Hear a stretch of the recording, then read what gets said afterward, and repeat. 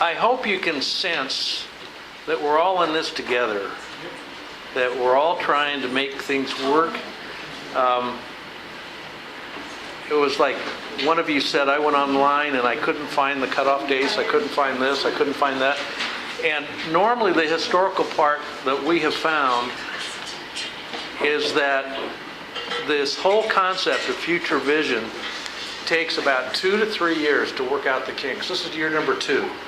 Okay, but remember how much money that we ever gave before was $18,000, and last year we gave $46,000, and because of Ambassador we have $27,000. Next year is going to be even more. So I just want you to know, don't lose sight of this fact. Okay, I didn't get my grant this year, that means I'm not going to apply again. Then that means someone that did get the grant is going to apply again. Okay, and so I just want you to know that everybody has an equal footing on doing this. We're not playing favorites. In fact, I think Carrie was right. We're probably leaning more toward the younger club because we want you to win. That's going to bring new members into your club.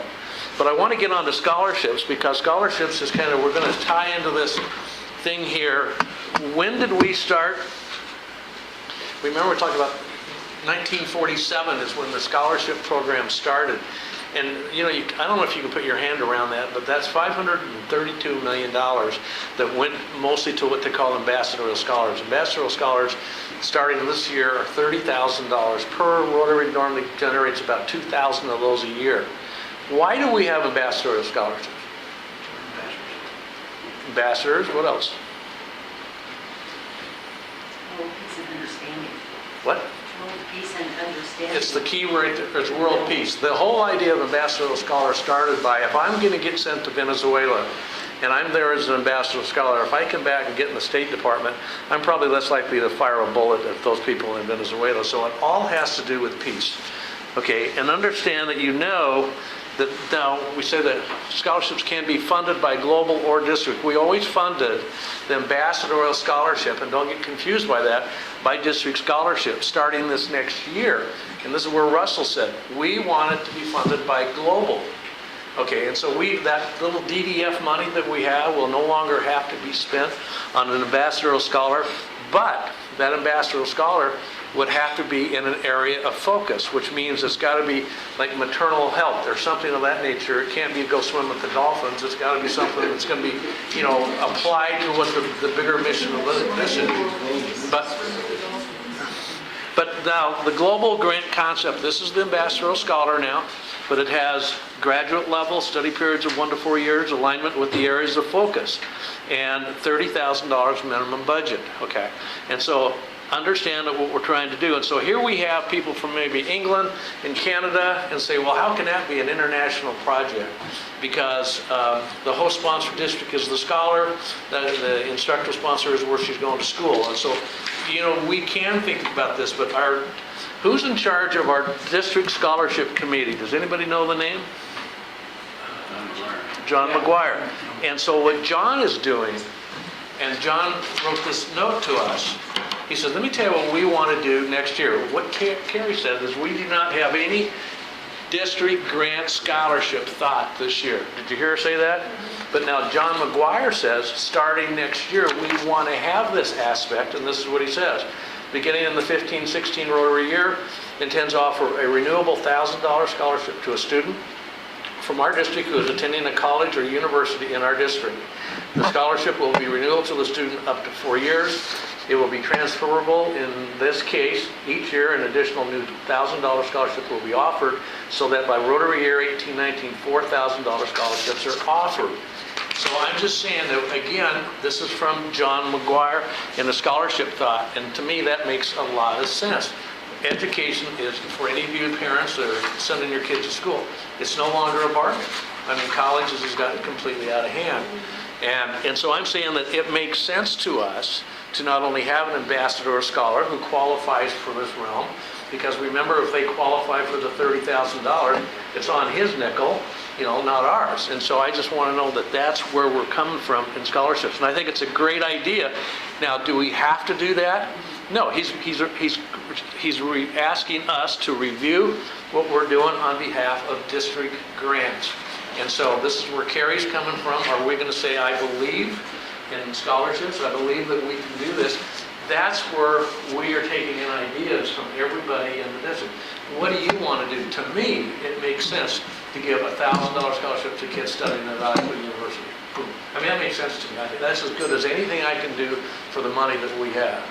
But again, we go back to the money we're raising, how we're trying to get one pot to take it and the other one to give you more money to do what you're going to do in the district. So we're going to make it work. We're going to make it work. Okay, that's any questions on scholarships and what we're doing and why we're doing it.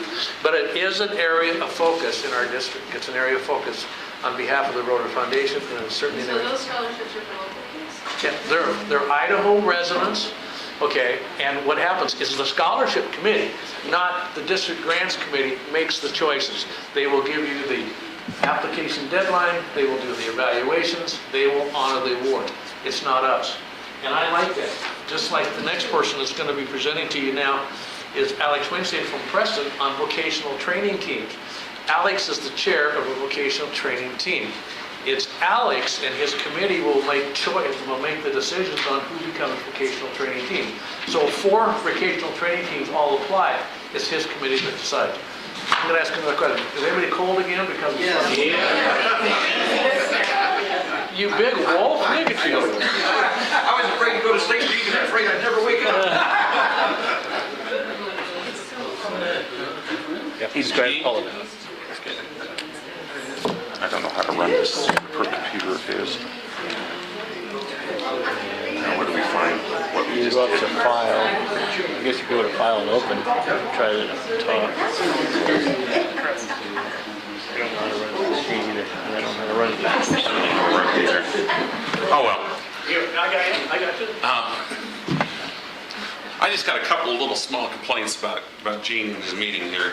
You know, the last time I was here to do a meeting, the last 2 weeks ago, I looked at the agenda and it said North Fork. I thought we were fishing. Okay. This week, you know, he asked me to come up here, and I had tickets to the BYU Utah State game, but I knew I was going to get home way too late, and so I sold them. That's okay. I had a softer seat.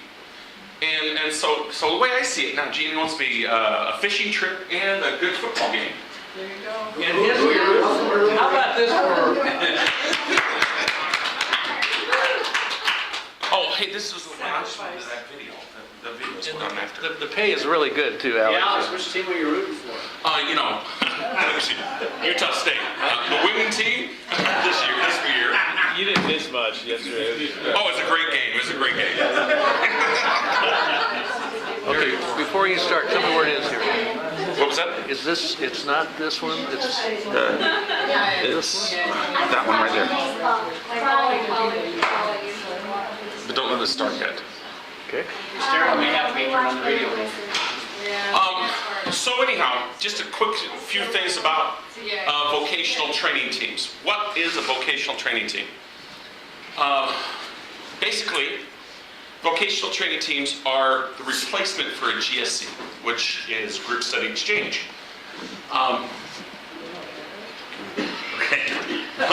You want to know what a Group Study Exchange was, or what a vocational training team? No, don't confuse it.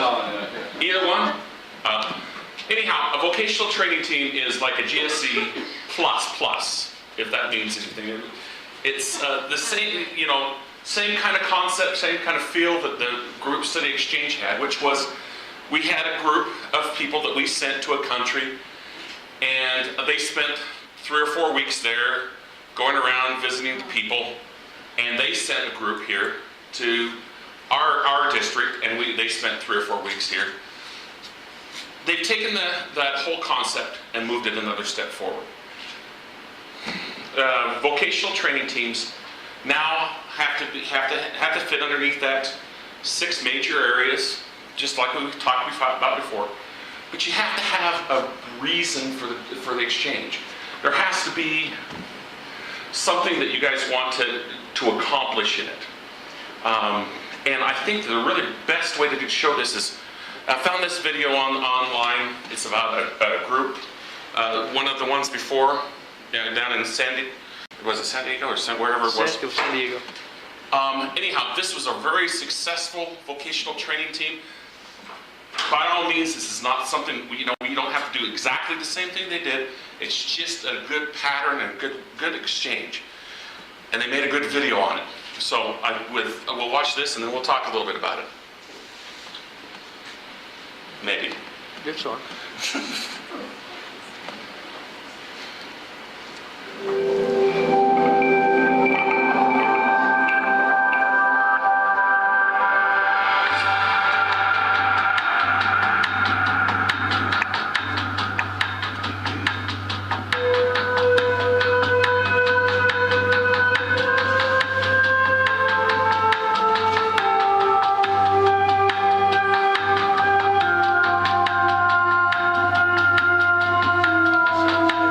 Sounds like starting.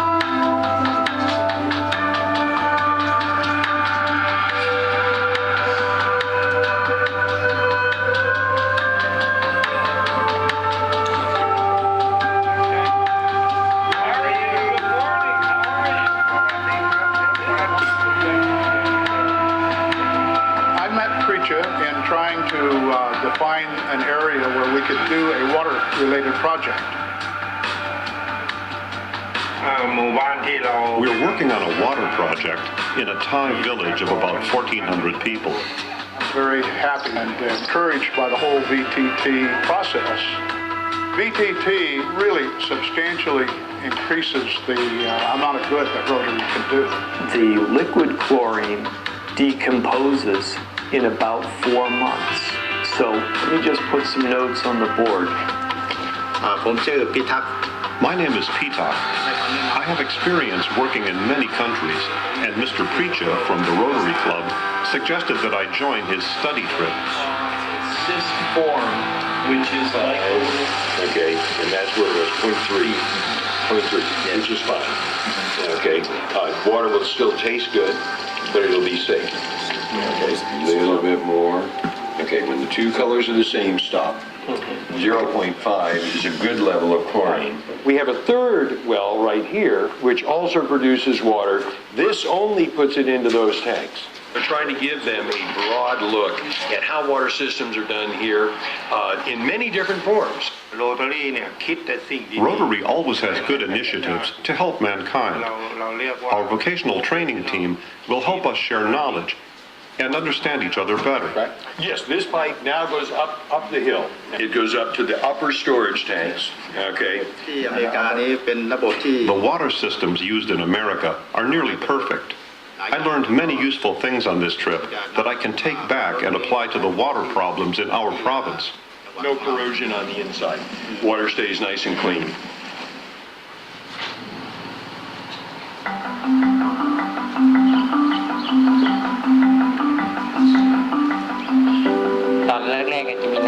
We don't have enough water. At first we could drink the well water, but now it's not clean. Now we have to buy drinking water.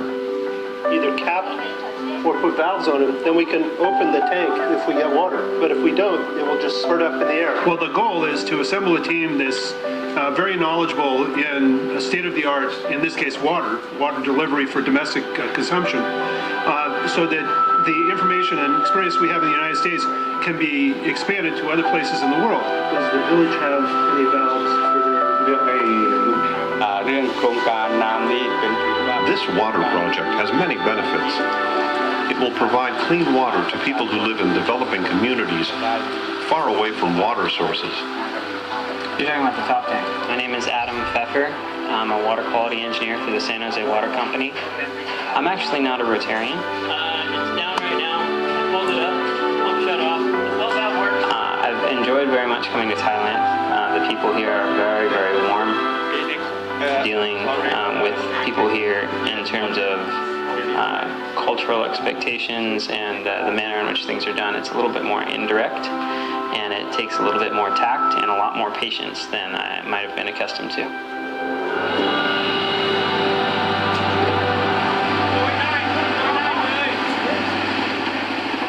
I've participated in other projects before, but to my knowledge, we're one of the first vocational training teams. The biggest factor is once the system's built and in place, it needs to be maintained and taken care of. Good.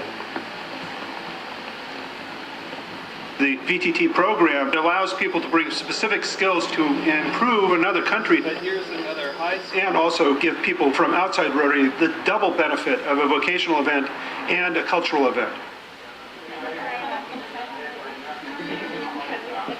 We have English teachers to help us translate, a chemistry teacher and a math teacher. Everyone we've worked with here has been very helpful in trying to get the project completed, but it's okay. The accuracy is okay. We have to train the villagers how to sanitize the project and how to maintain the project so that the quality of drinking water in the future would be maintained by the village. You know, if you have 10 people, we still trying really hard and train some committee members and also some teachers, as you see. They can help make sure that clean water is supplied to each house. Roll the wheel until you've matched the color. We hope to have the knowledge spread from this team outward so that they can do this in the future. 2.3. 2.3. Very good. I hope that when you come to America, you get to go to Yosemite and Monterey, San Francisco. See you again. My home is your home. Are you in one of the photos? Is it one of your schools? No, this is my daughter and son. Thank you so much for having me in your lovely home. I've been so comfortable.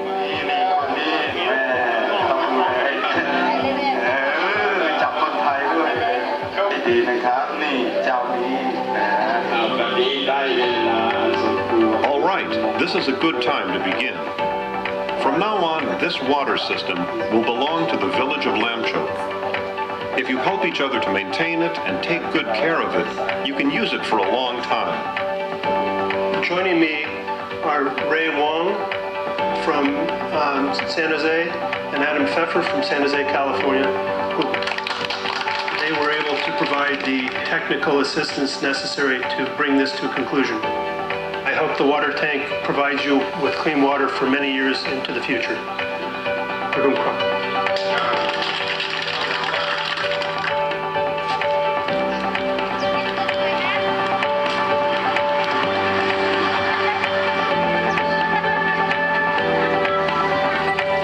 The first time when I saw the water coming out of the tap, it's really a satisfying feeling to know that I was here and we accomplished something and it's going to have a big impact on the lives of a lot of people.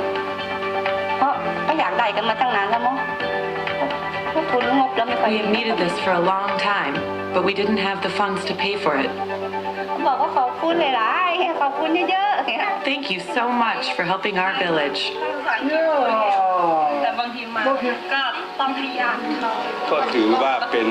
This is great teamwork from Rotary International.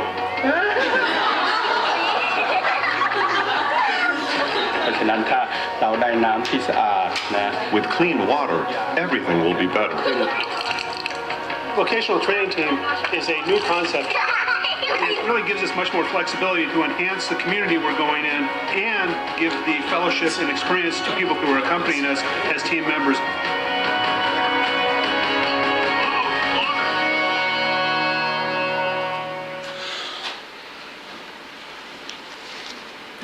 Okay, so you see, vocational training teams, we haven't lost the ability to go out and to get to know a culture. We've just added a vocational goal, a goal for a project. That's all that's vocational training has done. It hasn't taken away anything from the old program. It's just added more to it.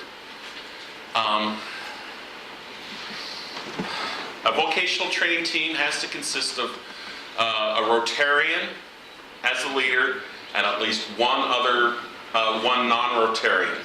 There's no limit on the size of the team. There's no age limit like they used to have. It used to be the GSEs were for the young. Gene can go now, so. Do they ask her work? Yeah, sure. And let me see. There's a $30,000 limit on lower limit on it, Anything above there, it's okay. Let me see. The way I see a successful project is it's going to be tied with some other project, with some other humanitarian project, or some other educational or health or welfare project. And it's just another tool for Rotary to be able to continue that S word that he keeps talking about, the sustainability for a project. Whether it's a water project like this one was, or any other project that we have in mind. Any questions? No, good. And I guess another, right. Okay, come up with a vocational training team. Come up with some ideas. What could be one? Laura's got a little broad. I've been waiting for this one to emerge. Many of our clubs in the district are involved with Semilla Nueva in Guatemala, and with global grant projects to include more farmers in that model of sustainable farming. In this country, we have extension agents, agricultural extension agents in like every county. In Guatemala, they have a couple of extension agents for the whole country. But it's that extension agent model in this country is how farmers learn new techniques, solve problems. You know, it's a resource for assistance if they've got issues with their crops or with pests or whatever. And a vocational training team would be an excellent opportunity for us to train people there to serve in an extension agent type of capacity to help those farmers. And we certainly have a number of extension agents or retired extension agents as Rotarians in our district. So it's like a perfect fit. So, She had a great comment because you already have the $30,000 grant, okay, because that's what they have, but now you can add to that grant by sending a vocational training team. It's involved with the project. What happens if it's below $30,000? For example, say you want to send a teaching team to Uganda because we want to build a school for girls there, so maybe we need to educate some people to become teachers. So say, for example, you have it all down. Go ahead. You know, one thing you have to notice on this team, a perfect team would, if it was a teaching one, you would have some teachers, you would have some administrators there to help set up administrating. You would have, you know, people there that are just there to help. So you need to look at a team more than just the professionals. You want to look at a supporting staff to go, people to go with it. What I'm trying to get to is to go to Uganda, it's going to be hard to, unless you take 12 people to get $30,000. So what happens if it's below 30? All of a sudden it's 12 or 15 or 17. Who pays for it? It's a district grant. That's the concept. That's why we're trying to fit all sizes in. But say it's a 15, you're not doing the project of seeds and all the other stuff. You're just going to educate. But I'm just saying that both the district and the global grant take into consideration whatever you want to do on a vocational training team. I can't think of a more humanitarian thing to do than to send educated people to help those who are less educated, or sending health people or doing something in that nature to provide for that. So again, the creativity comes from you all from the standpoint of what can we do. The thing that's interesting to me is how we have the money to spend and why we will today have the district grants thing because we've labeled that as much as we can. Yeah, we're the rubber band that has to be flexible. But man, we have something, we've never sent a vocational training team. We haven't even had one application.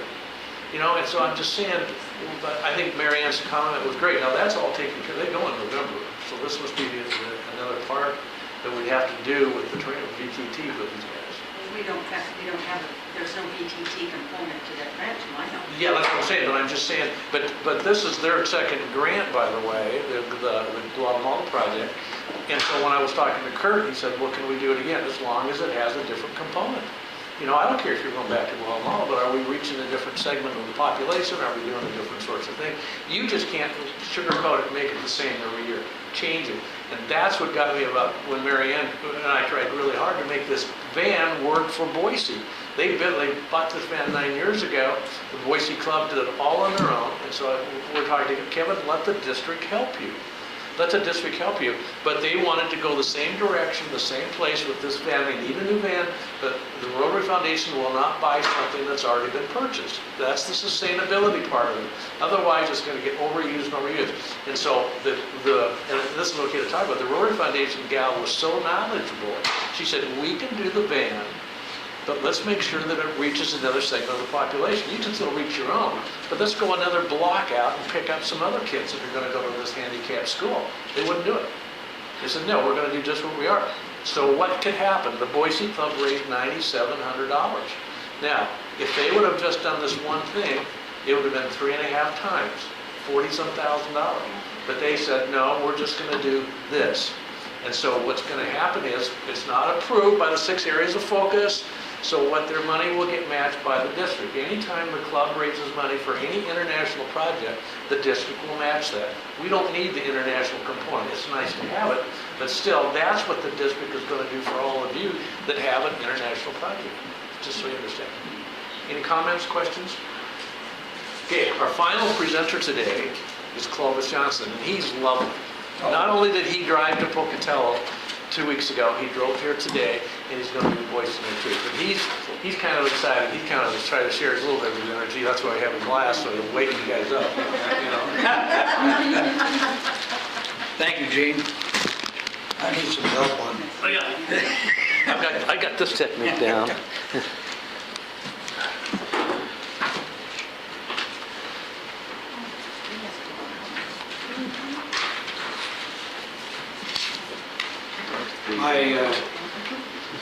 I'm technologically challenged. Do you want this one? Is this what going? Yeah, that's it. Yeah, that's it. How does this thing work? It's not working, so you just Not working. go right here. Okay. Oh, yeah. Okay. I have to share with you folks, as you can see, I'm getting up there in years a little bit. I retired in 2002.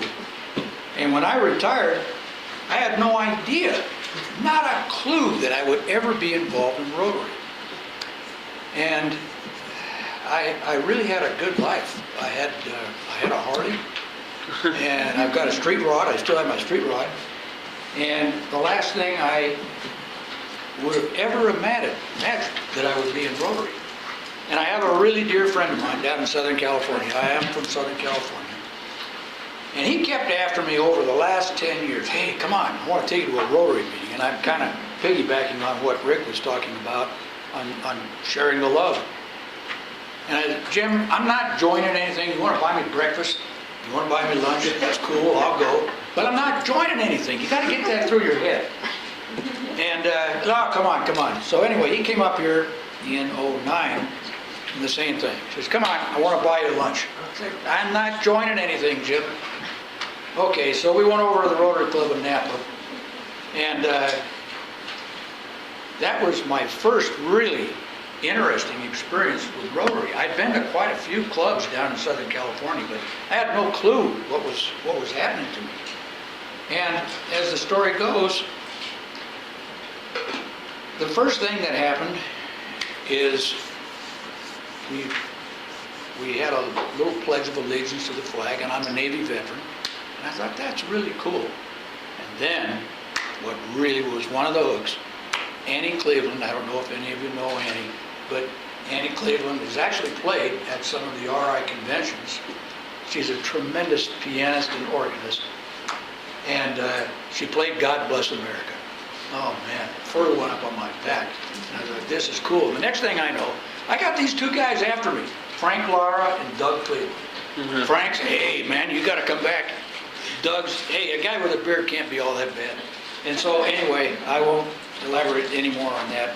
But that was my introduction. And then that very following May, my buddy Jim says, come on, we're going to go to an international convention. And I, of course, said, what is that? And he and his wife, Carol, drove up from California. We met them in Medicine Hat, Alberta, and we caravaned all across Canada 1 to Montreal. And oh man, that did it. Well, at any rate, I'm going to talk with you folks today a little bit about Rotary alumni. And that's kind of an interesting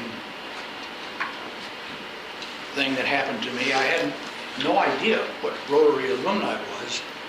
A little bit, but Gene and Frank grabbed me and we went to lunch one day. Gene asked about getting interested in doing something with the Rotary alumni.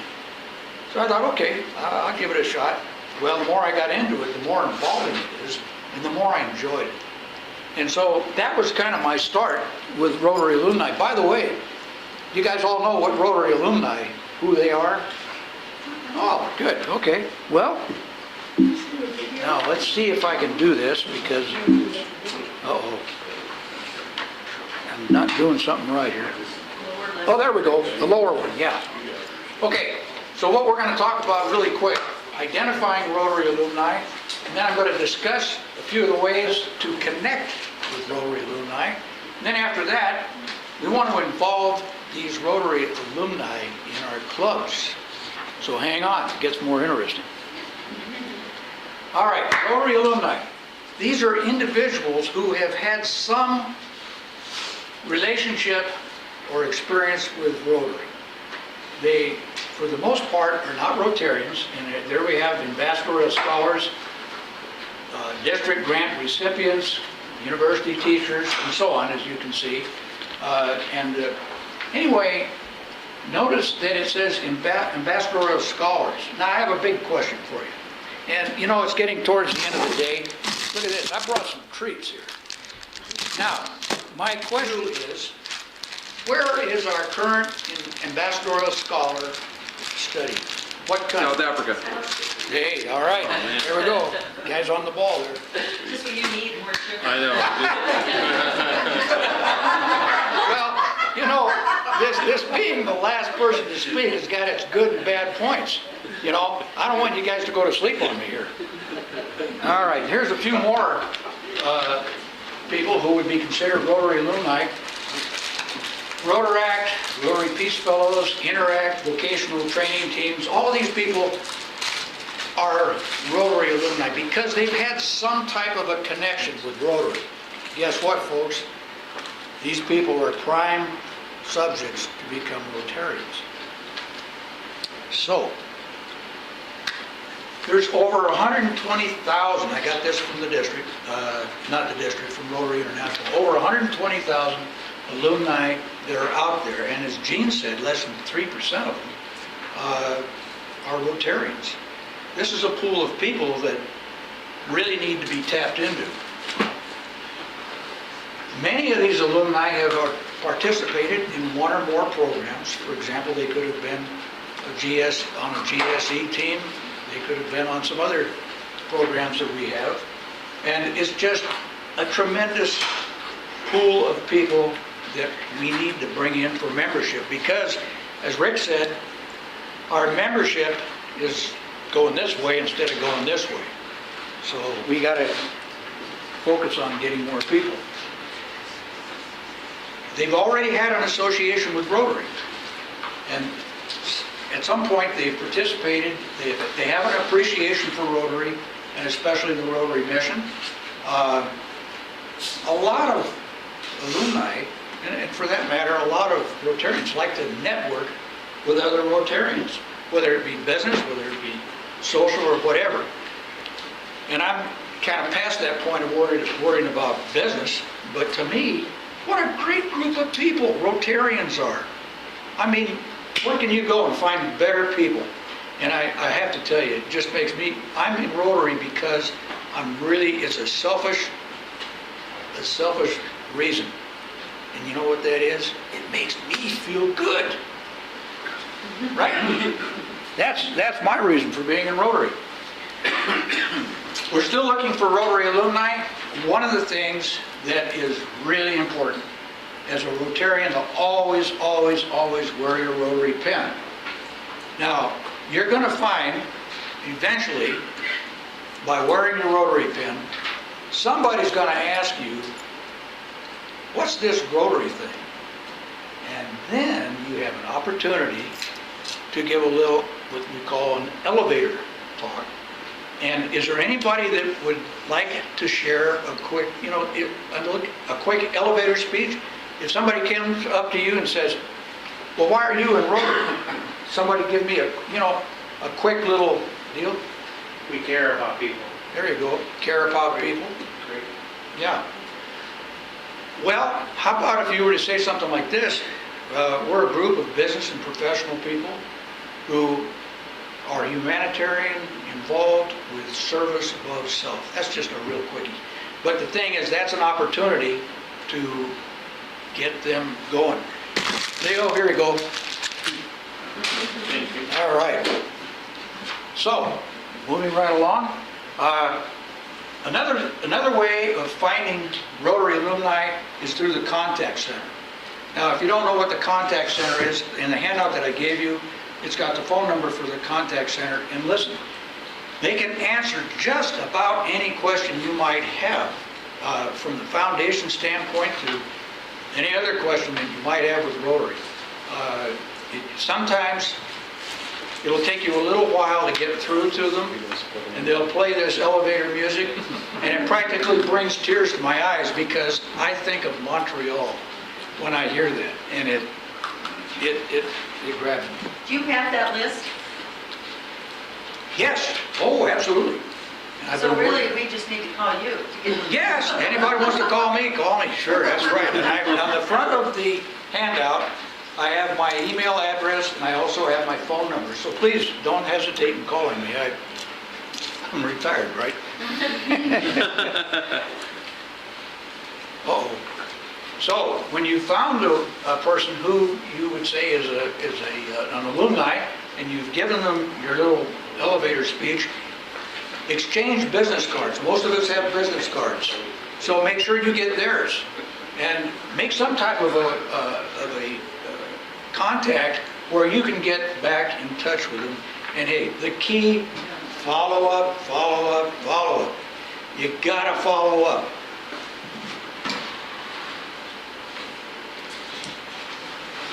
One of the things with Rotary alumni, you want to encourage them to stay involved with Rotary because it's not just an organization, it becomes part of your life. And you will develop lifetime relationships with people. And there's no greater group of people than a bunch of Rotarians. So the motto, of course, service above self. We're all giving people. We want to do things not only in our communities, but internationally. So I think that enough said on that. I want to mention a couple of things to you about an alumni association. And I may be biting off more than I can chew, but I'm interested in putting together an alumni association. Now, in order to do that, it has to be approved by the district. So then it has to be approved by Rotary International. It's an actual charter. What I'm working on doing is getting about 25 people who are Rotary alumni. I want to get them involved and get this off the ground because we need people in our clubs. And these are, by the way, in order to qualify for these various awards, it's my understanding that the zone is the one that nominates the club. And by the way, speaking of the zone, who can tell me what zone we are in? The yellow one. Yes,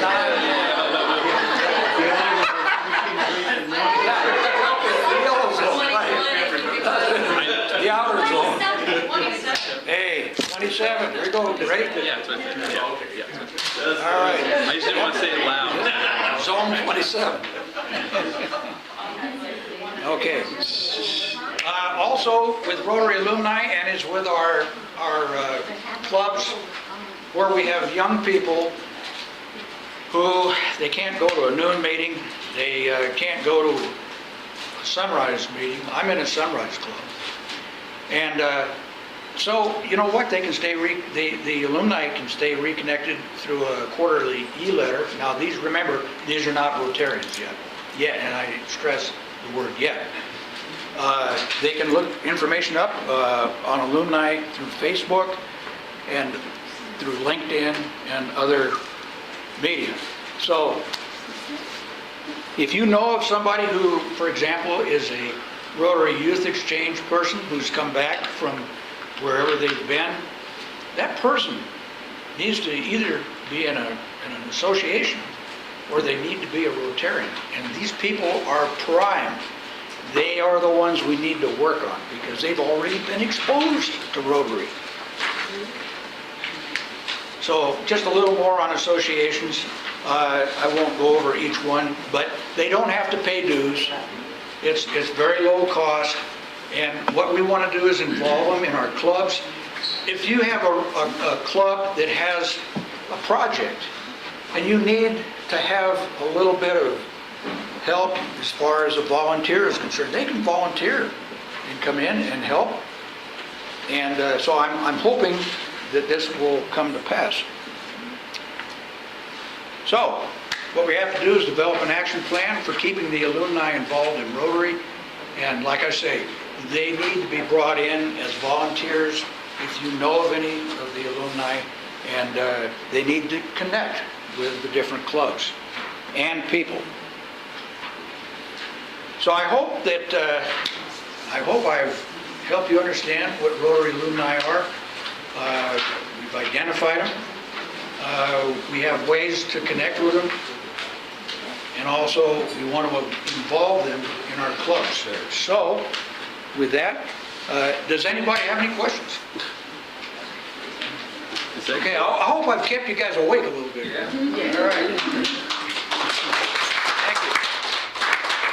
Let me give you this. Oh, yeah.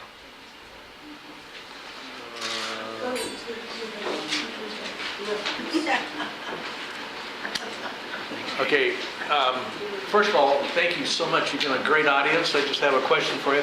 How was your journey today? Did you guys learn anything? Was it meaningful things?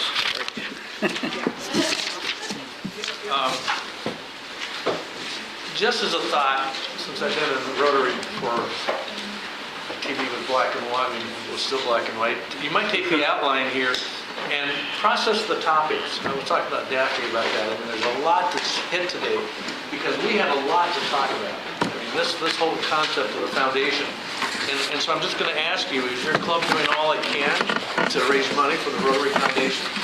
I mean, have you got everything in place? Probably the key thing that your club needs to do you have a proper foundation person? Do you have a 3-year commitment by that foundation person? Do you have a district grant or global grant person? You know, and are you doing enough to raise money for APF and for Polio Plus and for endowment, for Paul Harris Society? Those are just topics. We can't get to your club, but you can. Is your club involved in the grant process? Involved in scholarships? You involved with, the vocational training teams? I mean, those are the highlights of what you've had today. And so I hope you can process it. So the final thing, I'm going to ask you to do your evaluations and put them on the table before you leave. And my last process to you is to light up a letter. Thank you.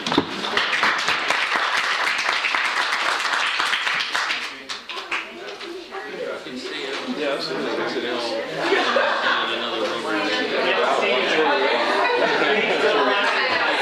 It was fun getting to know your son. Yeah, it's always one of those fun things when you're trying to have to move and there are different spots and you get to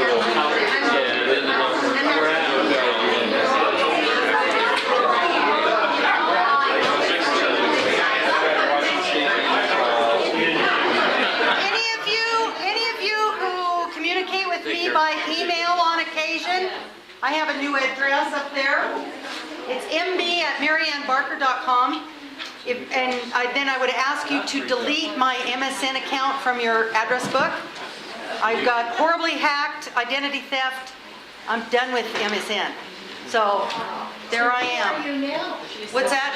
Who are you now? I'm mb@mariannebarker.com. Yeah, if you email through Club Runner, The district website, it's been changed there already. Nice to see you, Tony. It was good to see you. Yeah, it's good to see you. See you next time.